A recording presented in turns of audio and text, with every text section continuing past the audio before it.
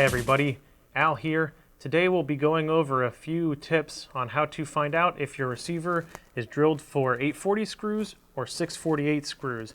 There's a handful of manufacturers out there that are drilling and tapping the same models for number 648 screws and 840 screws, so hopefully after you're done watching today's video, you'll be able to easily determine which one you have at home. Today we're going to be looking at a Remington 700 receiver, and we have a Mossberg receiver here. This one has 648 screws and this one has 840 screws. So the first way I would start, if you're not sure which one you have, is to call the manufacturer and give them your serial number. They should be able to look it up and tell you whether you have 648 or 840 screws in your receiver. The next way I would take, if you have plugs out or if you have screws from a previous mounting option, you can take those out and measure them, and you should be able to determine with a set of precision calipers if you have number 6 or number 8 screws.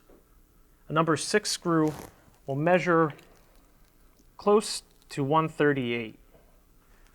So 0.1365 is what this one's measuring, so it's pretty dang close. The number 8 screw will measure around 0.164. This one measures 0.163. So once again, we're pretty dang close. So you should be able to determine off of those measurements whether yours has number 6 or number 8 screws. And lastly, we like to use this one a lot when we're trying to help our customers out.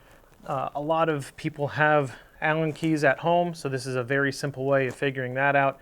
We have a 1/8 inch Allen key, and we're going to gently stick it in the hole. We're not going to force it down, but as you can see, this one goes in. So that's a number 8 screw. The 1/8 inch Allen key will sit inside of a number 8 hole, and if you try to fit it here in a number 6 hole, it won't go in.